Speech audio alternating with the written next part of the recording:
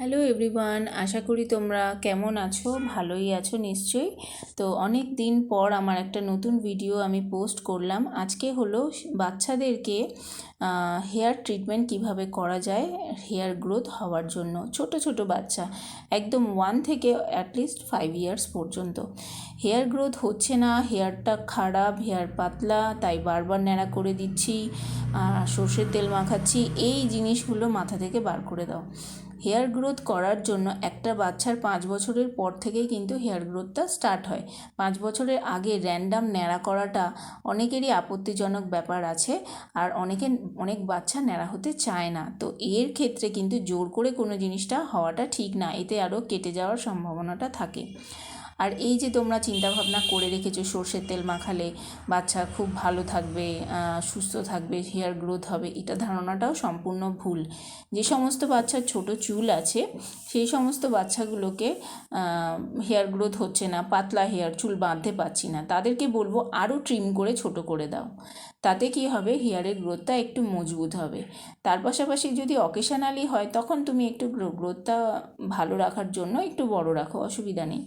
তার মধ্যেই আমরা ভিটামিন অয়েলটা ইউজ যদি করি, আমাদের চোখের সামনে অনেক ন্যাচারাল হার্বস আছে, সেটা আমরা হয়তো দেখি না, কিন্তু এগুলো দিয়ে যদি আমি কোকোনাট অয়েলটা ইউজ করি হেয়ার গ্রোথটা আরও ভালো হয়।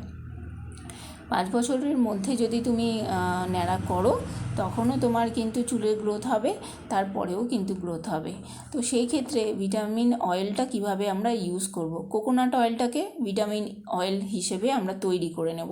কিভাবে তৈরি করব সেটা হলো কিনা, একটা ভালো কোয়ালিটির কোকোনাট অয়েল, কোনো সস্তার নয়, ভালো কোয়ালিটির কোকোনাট অয়েল, তার মধ্যে আমরা একদিনের বাসি জবা ফুল, শুকনো নিম পাতা, পেঁয়াজ, আর তার সাথে কালো জিরে, মেথি, এই সমস্ত হার্বস দিয়ে অয়েলটাকে ভালো করে গরম করে নেব। গরম করে নিয়ে আমরা একটা স্টোর করেও রাখতে পারি, কন্টেনারে স্টোর করে নিয়ে রেখে সপ্তাহে 3 দিন আমরা সেটা ইউজ করব। ইউজ করলে কি হবে, বাচ্চার হেয়ার গ্রোথটাও বাড়বে বেশি, আর তার পাশাপাশি ও হেলদিও থাকবে, তাতে ওর কোনো অসুবিধা হবে না। কিন্তু র্যান্ডামলি আমরা যদি সর্ষের তেল লাগাতে থাকি তাহলে কিন্তু চটচটে হবে, ঘাম হবে, বাচ্চার কিন্তু গরম হবে এবং হেয়ারটা কিন্তু ড্যামেজ হতে শুরু করবে, এটা দুর্গন্ধর সৃষ্টি হবে। সেই কারণে আমি বলি তোমরা কিন্তু সর্ষের তেলটা স্কিপ করে যাও, ওটা কিন্তু ইউজ করো না। তো আজকে যে কাটিংটা আমি করছি এটা চাইনিজ টু ব্লান্ট। প্রত্যেকটা বাচ্চার মাদেরকেই আমি রিকোয়েস্ট করব, হেয়ার গ্রোথ কম আছে যাদের, তাদেরকে এই ধরনের ট্রিটমেন্ট করতে, তাতে কিনা চুলটা ভালো থাকবে। তার 5 বছরের পর গিয়েও কিন্তু তোমরা ন্যাড়া করতে পারবে, তাতে কোনো অসুবিধা নেই। আমার ভিডিওটা কাদের ভালো লাগলো আমাকে অবশ্যই কমেন্ট করে জানিও। আর তার পাশাপাশি এটা যদি আরও মাদের মধ্যে ছড়িয়ে দিতে পারো, লাইক শেয়ার করে দিও, তাহলে আরও 5টা মাও এটা জানবে।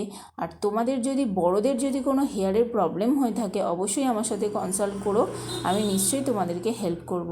আজকের মতো ভিডিওটা এইটুকুই, চলো টাটা।